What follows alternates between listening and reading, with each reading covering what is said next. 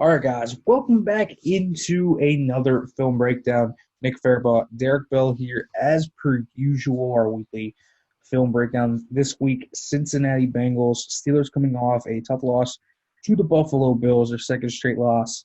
We've talked about it before, about a rough stretch coming. This offense just doesn't have an identity. That continued last week against the Bills. Derrick, I'll throw this one to you on off our first play here. Steelers, 11 personnel. What do you kind of see from this one? Yeah, so we've been begging them to run some of these over routes with Juju, but Buffalo's just in a single high look press coverage, which we saw a lot of in this matchup. Juju going to win and does a good job working back to the football. I like the route by Juju because if you notice how much separation he kind of creates at the top, Johnson is a really good slot corner too. This is against a really high level player. Juju does a good job getting one of their only first downs on third down really all night. Just a couple other things. You notice that Buffalo did some different things schematically once Johnson was benched. Their game plan was to really get physical with the Steelers receivers. If you look at James Washington up top, he struggles to even get through his route. You look down low at Chase Claypool, and he tries creating a little separation with a little push off, and Josh Norman just swats him right down. It's been a big problem. You've heard Tomlin say a lot of different things about being physical. It's more than just the offensive line. These receivers have got to be more physical against press coverage. Yeah, this is probably one of the cleanest pockets Ben has all game. I mean, this is a good.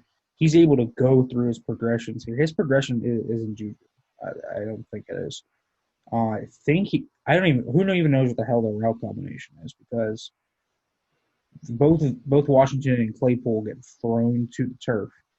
But Juju does a really good job here. This is veteran stuff, and he's only 24, but flattening this back towards Ben creates that separation at the top of the route. That's just savvy play. Juju is kind of the one guy that's been consistently really, really solid all year. And this is him creating a play. But I don't know what you do if you're the Steelers offensively if your guys can't be pressed like this because you can't take Deontay Johnson, who is just going to drop machine pretty much. He just can't catch the football. You just can't take him off because he beats press better than anyone else. And that no huddle touchdown drive, that was a Deontay. Deontay was huge on that drive. We saw him just cook Trey White on a slant on that drive. So you can't have guys like this. I just want to watch Chase Claypool here because this is kind of one of the things this is a problem at Notre Dame. I don't know. I had Claypool outside my top 100. Now looking back, that's probably too low on him. I definitely didn't take his physical skills into enough consideration, but press coverage was a problem for him even at Notre Dame. So he's trying to do this arm over, trying to swat down that inside hand, but you can see he doesn't attack. He doesn't like explode vertically because Norman's hip is locked here. I mean, this is something that Chase Claypool, any good receiver that defeats press, is just going to cook Norman. You want to swat that down instead of trying to push into his chest. Like Claypool is trying to run through him instead of avoiding him. And I think sometimes big receivers kind of get into that because they try to think they can just run through everybody. And instead of just swatting down that arm and really running by like a Deontay Johnson would, he just kind of tries to play through his chest almost like he's blocking him. And Norman that allows Norman to recover his base and just throw him to the ground. Like I don't know what Claypool's doing there. And then just Washington, I mean, he just doesn't use his hands. He tries to just fight through him with his shoulder. I don't know. I mean, Derrick, you can speak to this. This is not how you're taught to be press ever. This has been a problem for both of these guys. I mean, for Washington really since he was drafted, but it's been a problem for Claypool, and I think teams know that, and that's why like when they took Johnson out of the game, there was another play that they pressed Chase, and Trey White just blows him up at the line of scrimmage. You can get really physical with those two guys, but you can't with Deontay because Deontay's too quick, and you're not going to be able to get your hands on him. Deontay's only had, and obviously I completely understand, no one has been more disappointed in his performance this year, especially with the drops, than I have. But there's been one corner I've seen all year give Deontay problems at the line of scrimmage, and that was Jimmy Smith. Jimmy Smith's a really good player. He's been doing this a long time. So, we've seen him he had some really good reps, like you said, in the second half. The fourth quarter drive that they put together kind of in the no huddle, there was multiple plays where he had really good reps against Trey White, who's one of the best players in football. It's just, how do you balance that? They need his skill set really bad, but he's not playing well enough catching the football to really warrant playing time. So they're in kind of a catch-22. I think Chase will be better next year. He needs to work on his release package. Like you said, his playing here is bad, but like more often than not when he struggles against press, I feel like it's because he doesn't have a plan. You can look at Deontay's release package. Of course, they're different players, different skill sets, but Deontay always has a plan. The best receivers against press always have a plan, and Chase just more often than not just eats up contact. He invites contact. You can't win like that at this level. You just can't. All right, so let's shift over to the defensive side of the ball. Steelers defense, for the most part, had a pretty good performance. Second half was a bit rough. The Bills figured it out. Josh Allen was sharper, but 19 points to a top 10, maybe even top 5 unit. They were really hot coming in this game, and Steelers defense really gave fits. But this play here, just not something you want to see from your All-Pro safety in Minkah Fitzpatrick. They're going to come out and cover 2. Edmonds, then you have Minkah out here. Steven Nelson's just really playing this buzz area here. He's trying not to give up too much ground prior to the marker. And then he's also he's not going to get enough depth to get here. That's Minkah's ability. But he's going to guard the goal line. So anything pretty much from here to here, that's going to be Nelson's responsibility. So what you're going to see is Minkah just kind of, I don't know what he's looking at. Beasley, I think he's threatened by Beasley potentially carrying this vertical because it looks like – but the thing is Hilton's playing inside leverage, like hard inside leverage. So Minkah, he's not feeding anything to Minkah. This is being fed to Nelson. So once he goes vertical, once Gabriel Davis goes vertical, Minkah's got to get depth. He's got to flare out immediately once he sees that. Like he's just not doing anything. And there's nothing from the backside. He's just kind of looking at Allen and not doing anything. So this plays on Minkah. He just doesn't do anything. Like he's not reading anything. He doesn't need to be afraid of this vertical concept because Beasley just never – me and you have talked about this. We talked about it off air. Beasley just doesn't get vertical in this offense. Like he just doesn't. He's a short slot guy, or maybe coming over the middle, but that's just not what Beasley does in this offense. So Minkah basically just doesn't do anything. He's in no man's land. This is on Minkah. He has to get more depth on a cover 2, especially at the goal line. You want to take away as much space as possible. You do not want to give up that back end zone to the pylon. That's just a really bad play by Minkah. Yeah, it's hard to get beat. It's really impossible to get beat deep in the red zone because there's just not a lot of room. So safeties can sometimes get in a bad habit of kind of having problems with their eyes. And that's kind of what I think Minkah's doing here. You can see like he's kind of got his eyes in the backfield. He's looking at Beasley but kind of looking at Allen at the same time and just loses track of a guy streaking up the sideline. Just really can't happen. Kind of uncharacteristic of Minkah too. You don't really see this a lot. I think Nelson's a little bit too deep maybe for my liking if this is like just a straight-up cover 2 call. but I understand what you said, what he's trying to do, which is stick at the goal line and drive downhill. It's a really good throw from Allen. Also, want to point out that like Josh Allen's pocket, I mean, he's got a lot of room and a lot of time. But the Steelers have Ola, Highsmith, I think that's Wormley and Alualu. So, I mean, they've got basically their three best pass rushers on the bench. So, Buffalo kind of took advantage of that too. You can kind of see there's no one within 5-6 feet of Josh Allen's throwing lane. So it's an easy throw, and that's one that, he has the arm strength to make, and, they kind of just made him pay for it. So for our third play, we have a pretty rare thing for the Steelers offense, play action. I mean, they just don't run it much. Season high amount of play action calls on Sunday. In this one, I think there's none better. We've talked a little bit about how they need to put more play action. They just need more misdirection in general. But under center and play action, the two things that they just don't do a lot.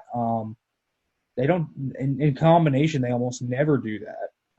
I mean, if they go under center, pretty much it's either a deep bomb off the sideline or a run. That's just kind of been what it has been for the Steelers this year. But not on this play. And you can see how hard the linebackers just get sucked in. I mean, everyone gets sucked into this. Juju just goes free. They create a little bit of traffic because Edmonds fights on it so hard. And Juju is wide open. And it opens up the middle of the field. And that's where most if you watch other teams around the NFL, you kind of just can see that's where a lot of throws go. And like that's where a lot of teams find success. It's in that middle of the field. I think the Steelers need more play action to open up this part of the field that they just haven't targeted a lot this year. And you can see this is not bad protection. You get a nice pickup from Snell on the blitz slot corner. Overall, it's pretty good protection from the Steelers. And when you get that guy blitzing, and then you have both linebackers getting sucked in, and then impeding upon the slot corner as a result of that. I mean, even Claypool, if Juju wasn't open, Claypool has a step on Trey White too. Even though White's in good technique, he's open down the field. So you can look at that, and it's a really good play. I think the Steelers just need more stuff like this because it goes against their tendencies, and it's really easy out of this bunch stack to run a solid route concept to get guys open. Yeah, I mean, like we've been begging every year for a decade now for them to run more play action, but this never really comes to fruition. But like you said, this kind of bunch set creates this traffic, and running him across the linebackers gets, some separation too. The Steelers kind of are searching for an identity or a kind of second dimension to their offense. I think utilizing this middle of the field area, and it doesn't like when we say like middle of the field, it doesn't have to be deep throws. Like I think people are wanting more deep throws, and obviously I would be thrilled with that too. But I don't know that they have they don't have the personnel to just start deep bombing all over the place right now. They do have the personnel to start hitting some of these 10 to 20 yard completions in the middle of the field. That's where Juju's made a living. Like that's perfect for his skill set. I think Claypool can do that too. Ebron, I mean, he's kind of 50-50 on if he's going to catch the ball at this point too. But getting Ben under center a little bit more, I know that's not really something he loves to do, but they've got to find some other way to move the ball other than just their no-huddle offense. And I don't think the running game at this point is fixable, but you don't need to be a good running team to do play action well. I just want to stress that. I know there's some misconceptions there, but analytically, you do not need to run the ball worth a damn to do play action. They need to do some more of that. All right, so for our fourth play, we're going to travel a little bit back in time. First meeting this year between the Steelers and the Bengals. Steelers blew them out of the water, 26-point victory, 36 points. I think everyone would love to see that tonight. And it's going to come probably on some plays like this. So, Derrick, break this down for me, kind of what makes this successful for the Steelers. Yeah, so we talked about taking more shots down the field. it's kind of funny, but Ben's actually completed 6 of his 12 deep passes to the left side of the field. They just don't throw very often um, that way. But Johnson does a really good job working Jackson on a double move. This is actually the same exact route that Beckham hit on Jackson earlier in the year for a touchdown when they played Cleveland. But it's just a double move, and this is kind of some of the stuff that I think they should do more with Johnson. Work him on some comebacks, some deeper routes, because I think a lot of his drops kind of are just like the yips or getting scared of getting hit by linebackers and things like that. He's really difficult to cover. In a phone booth, you can see it's a good release, but it's really the move at the top of the route to kind of get Jackson off balance for a big play. And really good throw from Ben too. I'll let you kind of talk about the rest of it though. It's kind of crazy. Ben gets a decent pocket, although this guy Alejandro Villanueva gets put on his butt. I mean, he just gets a long armed into oblivion on that one. See that a little bit too often. He just plays so high. But this is a really good throw by Ben in general. Heck, look on the other side. James Washington, if he sees him, James Washington's got this, man. He's got separation. That both deep routes win on this play. This is gorgeous stuff from James Washington. Gets the guy turned around, accelerates, stacks him. Perfect stuff. You'd love to see that from your receivers if you can see it. But Deontay kind of, what he does is you can kind of see him just sell it with his head. Like he gives that jerk, looks to the sideline like he's breaking down for a comeback. Jackson stops his feet. There goes Deontay. That's all he really needs because he's pretty easy. Berkeley. I know he doesn't have elite speed, but like he's pretty. I think he ran like a 4.53 coming out. He plays faster than that. That's for sure, and he's super quick. It's just so hard to stop him. As for Ben, we haven't talked about this a lot. His mechanics in recent weeks with the leg. He said it was all good. He just hasn't been stepping into throws. He stepped into that one really nicely. Everything's super smooth. The lower body's in conjunction with the arm, and he has that power base that he can drive through. Also, would like to say this, Ben's arm is not dead. He can make these throws still. He can put some juice on it. He can throw with touch. He has that still, but, his leg, it just I know he says it's okay, aside from arthritis, which I don't know if that's bothering him, but he's just not stepping into it on his drive leg, which is his front leg, his left leg specifically. Something's not right with it. But this is we would love to see this week. I think you and I would both agree on that.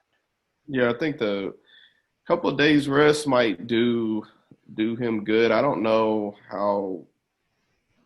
I don't want to say injured, but how much that leg is really affecting him. But I've talked about a lot, and I know you have too, about his mechanics just in the lower body area, just not driving the football. The weight transfer is just not there right now. But I think this is stuff that the Steelers can incorporate if his mechanics kind of clear up. Washington, like you mentioned, this double move at the bottom where he does win that route. Washington's really good. As much as he struggles against press, he eats up off coverage on these double moves. Like he beat Denzel Ward, and I think he also had a double move against Dallas in the red zone. But he's really good at those double moves. Of course, some of that's been, pump faking and getting defenders out of the window too. But this is where you can use Washington kind of to his strengths. Juju on the over route, that's what we want to see more of. Deontay doing things other than quick slants and underneath throws. It would be nice if they could incorporate – they don't have to do this all game. Just incorporate, a couple plays where they can have success down the field. I think it'll back some of these safeties off and create some just natural space for the Steelers offense. Yeah, it's something else I like that we just haven't seen a lot. James Conner having the ability to actually work out of the backfield and just give Ben a check down. Like, if none of these guys are open and Ben just tosses it off the corner, he's got like 8 or 9 yards. Like there's no one really within that range. We just haven't seen that either. Get the running backs a little bit more incorporated, out, not in empty, in like 11 personnel. Like these packages, we just haven't seen them as much as we have in recent years, and that's partially just because they aren't Le'Veon Bell, but the other portion is why. Why? Because the O line can't pass protect, so they need to keep guys in. Hopefully, we see that a little bit more down the stretch.